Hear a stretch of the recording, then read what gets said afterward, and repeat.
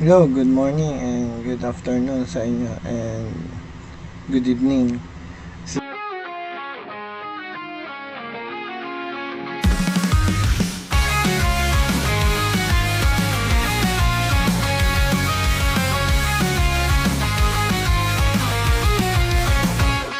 僕ら見つけた夢の先へ考えないことが怖くて閉ざしてた扉開けていく信じてみたい見えないけど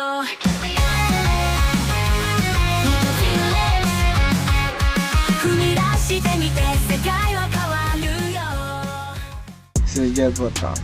Ayun nga, no, meron po akong isang video nga kanina na ang INC nga po ay naghahanda na po ngayong January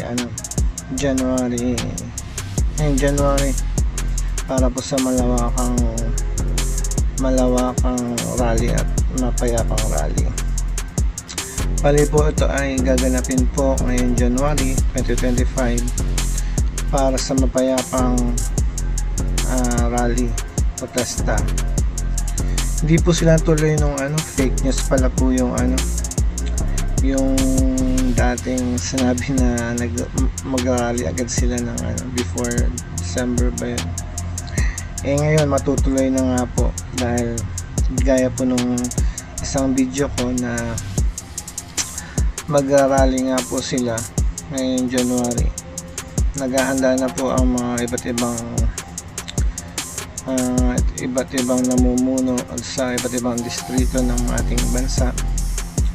Sa mga iglesia ni Cristo po ay mag-rally po sila. Kasi nga po hindi po sila pabor sa mga nangyayari ngayon na sa ating bansa po ay talagang talamak na po ang mga korupsyon.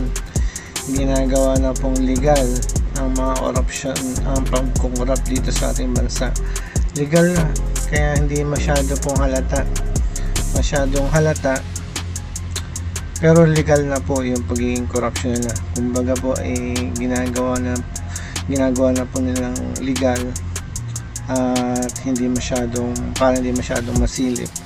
Lalo na po kilala nyo na yun, si BBM, si Tambaloslos, tsaka si Lisa. Ayun po, kawawa po yung ating bansa kung ganito ang mangyayari. Ayun na rin po kay Boljak TV, kay Maharlika, na ayon sa kanyang puting ahas, sa kanyang impormasyon, ay nagpaplano pong mag-exile or tumakas ang mga BBM. Kasi nga siguro may mga nakalap din sila ng impormasyon na na pwede silang ipakulong ng mga taong bayan dahil sa galit ng nilang ginawa nilang mga route sa ating bansa. Pag-aalis ng budget sa ating mga ahensya ng ating gobyerno, lalo na po sa PhilHealth. Yun nga po, may kumakalat na balita na magkakaroon daw panibagong virus. Paano na po tayo niya? Wala na tayong budget nga sa PhilHealth, magkakaroon pa tayo ng virus. Paano po yan? Sa DepEd, binawasan na rin po lahat.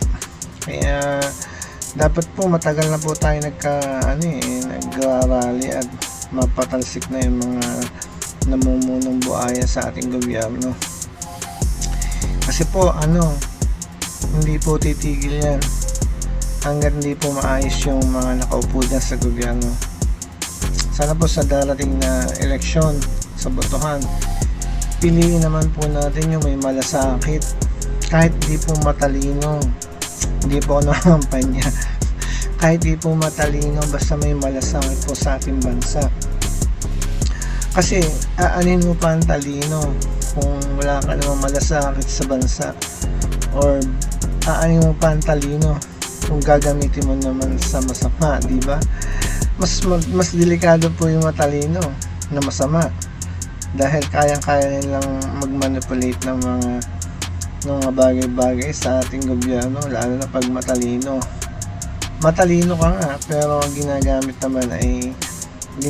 mo naman ay sa kasamaan, di ba?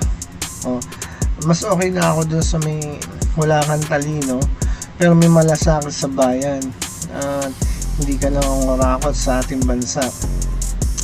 Wala kang talino pero nakapagbasa ka naman, nakakapagsulat, okay na yun.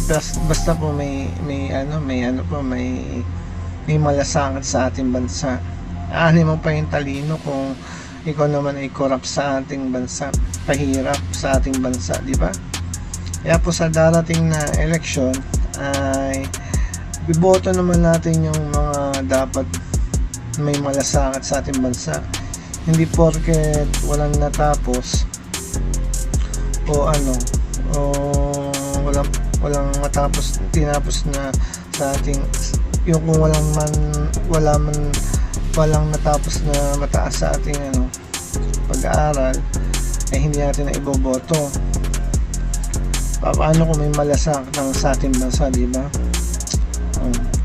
Kesa sa mga matatalino nga, mga mayayaman, pero wala namang malasakit po sa ating bansa. Sayang lang po yung ating boto kung gagatasan lang po yung ating pera ng ating bansa, di ba?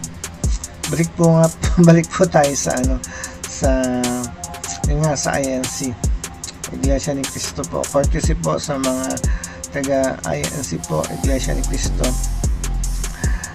Kami po ay natutuwa sa inyong gagawing malawakang rally para sa mapayapang protesta sa ating pamahalaan.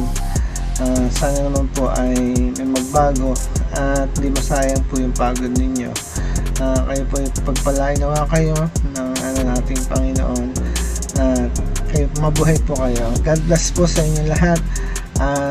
Ito po si Rijal, ingat po kayo. God bless po.